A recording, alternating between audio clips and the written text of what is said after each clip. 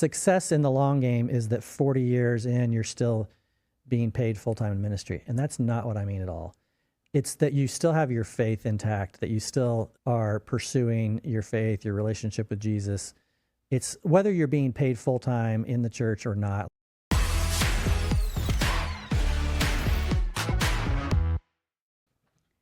Welcome to episode 12, our last episode, Tim. Last episode of this season. Of this season. Coming from the guy who was like, maybe we can try season 1 and we'll see. But yeah, Wow. Season 2, episode 12, 40 lessons in 40 years. And in today's, and I'm Holly Tate, by the way. Oh yeah. And I'm Tim Stevens. Maybe one of these times I'll remember to like. You suppose people, if they like hit play, they already know who we are? Yeah, probably. Anyway.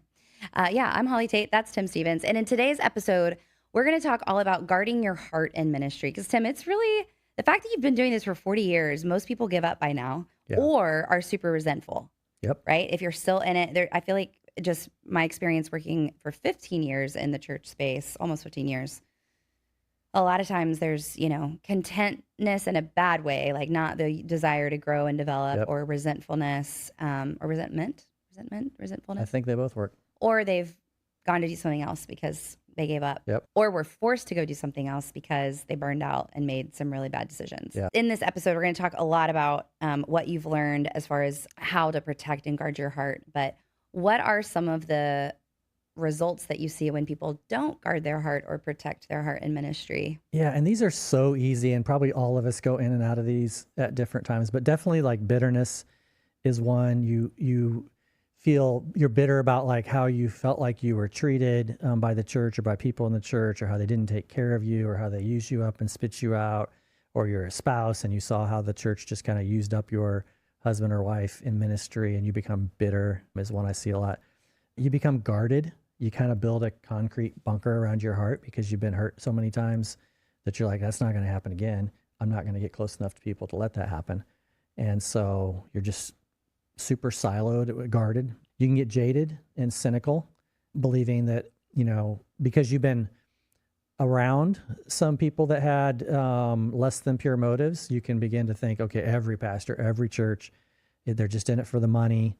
You have a hard time even going to a Sunday service anywhere because, you've been in the kitchen where the sausage is made, and you're like, I'm skeptical. Maybe that's another word, skeptical, cynical about people that are up there under the lights, telling the stories on the platform.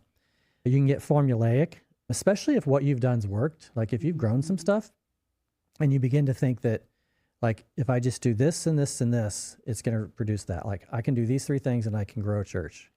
And you forget the fact of just how you got there, and that you've actually stopped relying on your faith and stopped relying on the Holy Spirit to bring the fruit.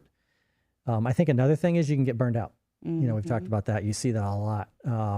And you get empty and you get exhausted and you get spent, and it begins to weigh on your mental health and your emotional health, and eventually your physical health, and your body can just completely shut down. Yeah. And it can be months, it can be years before you're able to kind of operate at a normal level again. Those are some things that I see happening if you don't set up rhythms and guard your heart in a... Do you feel like you've ever been in any of those places over the last 40 years? Yeah, sure. Definitely been cynical. Been there. I don't know that I've been bitter. If I was bitter, I didn't stay bitter for very long. And guarded for sure. Absolutely. Yeah. So what have you learned and how to protect yourself against those things? Or if you find yourself in those things, because I think it's unreasonable to say, I'm never going to feel any of this, you know, but how do you pull yourself out of it when you find yourself in one of those places? Yeah. So thinking of like what puts you there, and one would be, I think, comparison. And in our ebook, we have number 12 is there's no win in comparison. Every church has a unique calling. Learn from others. Don't try to be them. You don't have to tear something else down to convince people to follow you. And there's this thing, I think this is probably true in any industry, but I think it's a little bit more insidious in the church, in that you compare yourself against others. You go to any, we've been to hundreds of these, any pastor's conference, you're trying to get within like that first 3 sentences, you're trying to figure out how big their church is. Because then you're trying to gauge how much time you should be spending with them. Or, this is just, like, this isn't good. A sense of like, okay, am I more successful than this person? Do I have something to learn from this person? That way, back when I was at Granger in the early years, we'd get the survey from Outreach Magazine about, how fast you're growing, how big you are. And then we started seeing, like we ended up on a few of those lists pretty high up as far as fastest growing or largest, and just like what it began to do to us and our team and the comparison thing. So we just refused to submit data after that and just stopped turning it in, because some of those like beauty contest lists, it's just not helpful. Like what does it do? Like it just isn't helpful. It helps maybe vendors who are selling to large churches. I don't think it helps those churches to be on that list or to not be on that list. I think also some things that can guard against this is to have a kingdom mindset, meaning not just so much about your local church, but thinking about just the mission of the Big C church. A lot of times I've seen leaders get super bitter about their people when their people choose to leave. There's a sense of like ownership around their staff. And so one of our 40 lessons is that people leave. Don't take it personally. Whether it's members, staff, or even close friends, people will leave. Sometimes it's not about you. Bless them and keep leading. Easy to say, really hard to live out. Really hard to do. Yeah. Because you love these people, and if you're the lead pastor, or if you're on a senior executive team and been there for a while, they're not just leaving. They're leaving you. They're not just choosing. It might be like, okay, my kid is 14 and we don't have a good student ministry here. A lot of times, though, it's like there's something. It feels personal. It feels really personal. And I remember I worked for a leader for a number of years, and they had a really hard time. I learned 1,000 things from this leader, but they had a super hard time when someone left, and they just had an insecurity around that. And for them, it felt like being on the playground and someone like leaving my team to go play on someone else's front yard. Like they don't want to play with me anymore. And it felt very personal like that. And because of that, there was a tendency to like rewrite history, to diminish that person after they left, to anything that was not working, you blame it back on the person that hurt you because they left. You kind of dismantle their reputation. I remember at Vanderbloemen, a number of pastors who had the posture and would actually say to someone on their staff, if you put your resume out there, if you even talk to someone else, you're gone, you're done. Like I don't want you here. If you don't want to be on my team, I don't want you here. It's such a close-fisted, posture of living. Controlling. It's controlling. Not okay. It's not okay. And it doesn't have to be that way. No. And so you can acknowledge the fact that, oh man, like I'd never thought I'd be doing this without you, and now you're leaving, and that hurts. But you can still be open-handed and want the best for them and pray for them and build them up and want the best for that other organization as well. Another one of our 40 lessons is number 17, which is everyone is an interim. Whether you stay 5 years or 50, you will eventually leave your church. Give 110% while you are there, but don't make it your identity. How do you keep from making it your identity when the church, because ministry is the only career or job, that it's personal, spiritual, emotional, interrelational, friendship, your boss relationships, like it infiltrates all of that. And I can't think of any other vocation where that's the case. So how do you separate your identity from all of those things, And we covered this at length in a previous episode. Yeah. So go back and listen to the whole season and you really dive deep into that episode too. I bring it up here to say like having your identity too wrapped up into it. Then when you do leave, and you will leave, like we're all going out in a casket or by choice, or we're all not going to be at the organization we're at today someday. And so when you have your identity wrapped up too much in the church, and I mentioned, we talked about this in episode 2, about it took probably 1.5 years for me to kind of bottom out.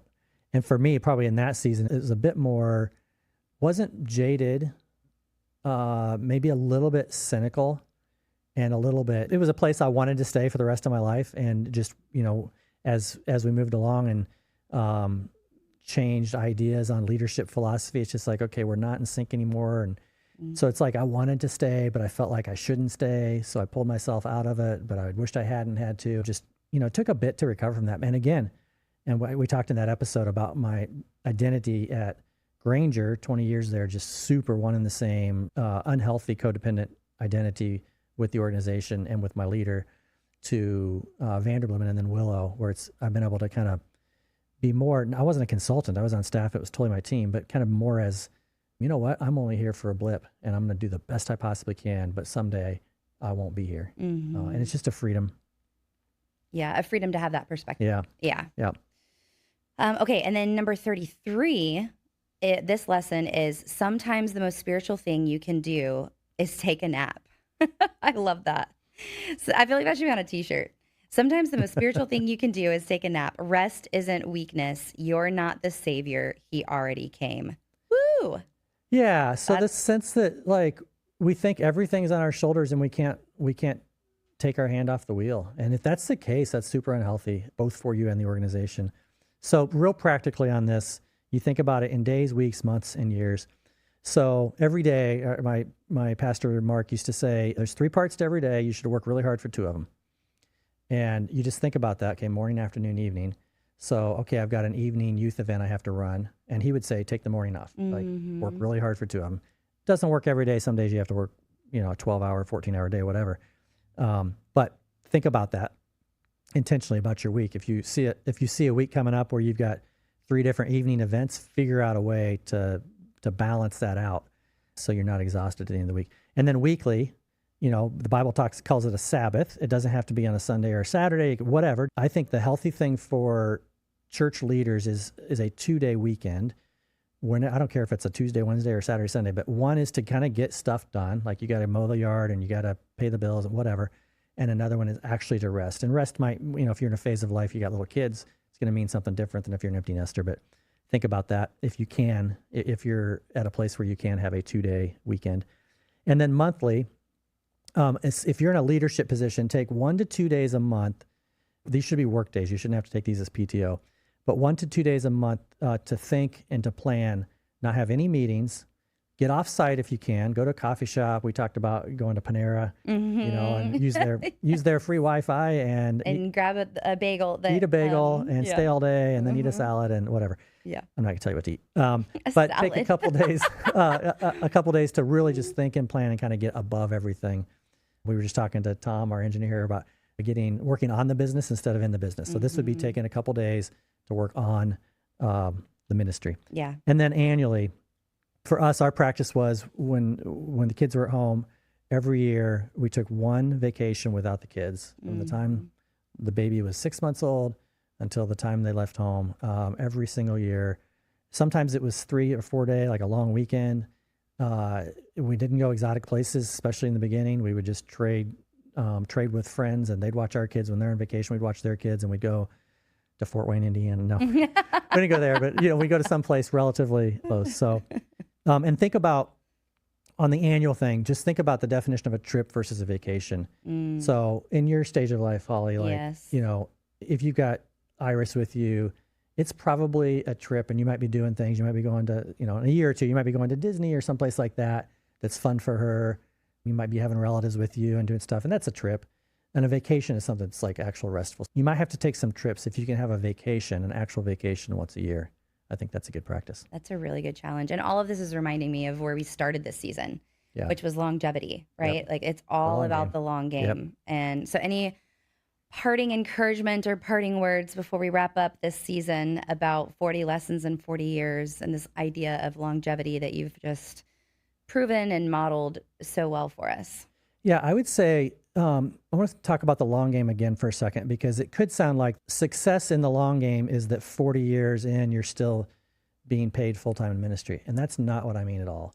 It's that you still have your faith intact, that you still are pursuing your faith, your relationship with Jesus.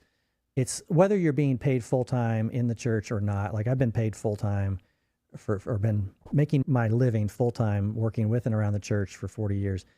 I don't think that's necessarily the bar for success. For me, it's been a great experience and it's been very cool. And others will do that as well. And there's been others that have been, 20, 30 years longer than me. And that's great. I think the end goal, though, is walking in your faith, like loving others well, not being jaded or cynical or bitter, as skeptical at the end of that season. And you have to guard your soul and your heart if that's going to happen. And so what does that mean? Maybe it means, turning off social media because the comparison is just killing you. Maybe it means, stop reading the blogs or the articles or the books that crush your soul. For me, years ago, it was I had to turn off 24-hour news channels. Like I'd watch them an hour and a half, 2 hours every night, and it was crushing my soul and making me jaded and making me less curious and making me more black and white and more difficult, I think, to live with. Maybe schedule time with a therapist, or I did 4 years ago, went on a week-long intensive retreat for some intensive counseling. So whatever it is for you to stay healthy, that's the important thing. That's awesome. All right. Well, thank you, Tim. Yeah. I know I've learned a lot, and it's just been so neat to see you really document and reflect on all of this, and it's been fun. Put it into an ebook, work through planning this season together. And then I get to see you live it out every day, which is really cool. With that, should we do our last fun segment together? Oh, we should. Okay, we're going to go back, do one of our favorite OGs, which is Two Truths and a Lie. Two Truths and a Lie. But this one New all category. revolves around marriage or parenting. Marriage or parenting. Yeah. Okay. Which I feel like, I had to really kind of work hard at these, and I'm so curious. You're probably going to get mine because I have such limited experience as a parent. So we'll see. Okay. Do you want me to go first? Yeah. Okay. 2 of these are the truth. 2 of these are the truth. 1 of them is a lie. Okay. All right. Number 1. This is parenting. My son was throwing paper, so I had him pick it up and put it in his mouth for 5 minutes. This paper had ink on it, and so by the end of the 5 minutes, he had ink dripping down his chin. All right. Number 2. 1 year, I bought my wife a vacuum cleaner for Valentine's Day. And I'm trying not to, for those who are just listening and are not watching, Faith is sitting She's in our off studio camera. audience. So Faith, I can't see you. Don't react, okay? All right. She's trying so hard. 3rd, Okay. truth or lie. I wrote an original song about my daughter called the Flippy Flap Song. Okay, I definitely believe the 3rd one. I think that one's the truth. Really? Yeah.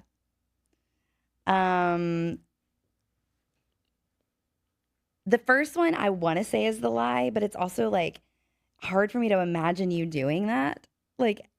It's hard for me to imagine you having one of your kids forcing them to eat paper, because I just don't see you as that kind of parent to force them to do something like that. And then I feel like I could totally see you buying Faith a vacuum cleaner, and because it's so practical and you're so practical, and and I've been in your home, it's very clean, and she probably I don't know, but maybe doesn't mind cleaning, and so I'd be like, oh, I could see you being like, this would be a great gift, and then being like, oh crap, that was not a good idea. Okay, I'm gonna go with 1 is the lie, the paper one. Okay, you are correct. Yes! 1 is the lie. The where the story comes from is that actually happened to me, my 4th grade teacher. What? I threw paper across the room. She made me put it in my mouth and sit in the corner. And I had black and blue ink, or blue, whatever. She would be fine. That would never happen today. It was down my neck, and she's like, keep it in there. 5 minutes isn't up yet. Oh my God. Mrs. Witt, I didn't like her. But you did buy Faith a vacuum cleaner. And how did that go? She asked for it. She loved it? Yes. Oh my gosh. She wanted a vacuum cleaner, so I got it. We got it in February, so I said, this is your Valentine's Day gift. Oh my God. Faith, you are a saint. My friends and stuff were like, you are the worst husband on the planet. Yes, 100%. Yeah. Oh my gosh, that's so funny. And then can you sing the Flippy Flap song for us? Last episode. How about yes, I will sing it at the end of our episode. Okay, sounds good. Okay, my turn? Epic, so you should probably wait. Okay, ready. Okay, the first one is, Elliot was the first to say I love you. Okay. Even though Elliot does the cooking in our family, I'm actually a way better cook than he is. So far, I liked the baby phase better than the toddler phase. This Two is truths, so a lie. easy. Really? Yeah. Number 2 is a bold-faced lie. You're right. I knew this was. I was like, man, Tim's gonna get this. Yeah. Elliot. So you told me recently that Elliot's more of a feeler and you're more of a thinker. So Elliot being the first to say I love you makes sense. Well, but it's not that more of a I want to get better, because he definitely is a thinker. Okay. But he feels. He's more in touch with his feelings. Yes, than I you am. are. Okay. Yeah. Yes. And I already knew he's a good cook. Yeah. And we've talked recently about you not enjoying the 13th, 14th, and 15th month of your baby's It's life. correct. Yep. Enjoying the baby phase and definitely more than I thought I would. I thought I would not like the baby phase, but I actually really did. That's good. That was fun. Okay. Well, I'm going to do before we close out, and then you get to sing the Flippy Flap song. Oh, okay. All right. Perfect. So get ready. This was really fun, Tim. I already said thank you, but thanks again for taking time to reflect and bring all these lessons to light so we can learn from you. Should we do this again in 40 years? I think, how about when you're 40 years oh, in gosh. Yeah, when would that be? career? I'm 15 in. You'd be like 62, right? You just start at 22. Like so, yeah. Okay. Wild. Okay. I'll be older then too. Yeah. And again, we want to thank our partners who made this podcast possible and everything we do at LeadingSmart. Vanderbloemen, Generosity OS, Touchpoint, Intulse, Reach the Lost, Michael Best, and Thrivent Church Lending. We are so grateful for you. If you want to learn more about any of them, feel free to reach out to us. We'd be glad to connect you.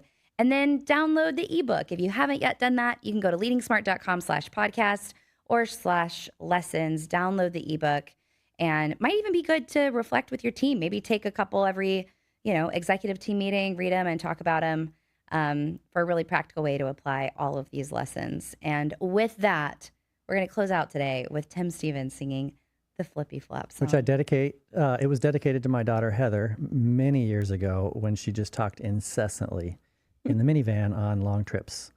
And so I wrote her this song. People like to flap their jaws, even when they don't have anything to say. Flippy flap, flippy flap, flippy, flippy, flippy flap. People like to flap their jaws. Nice!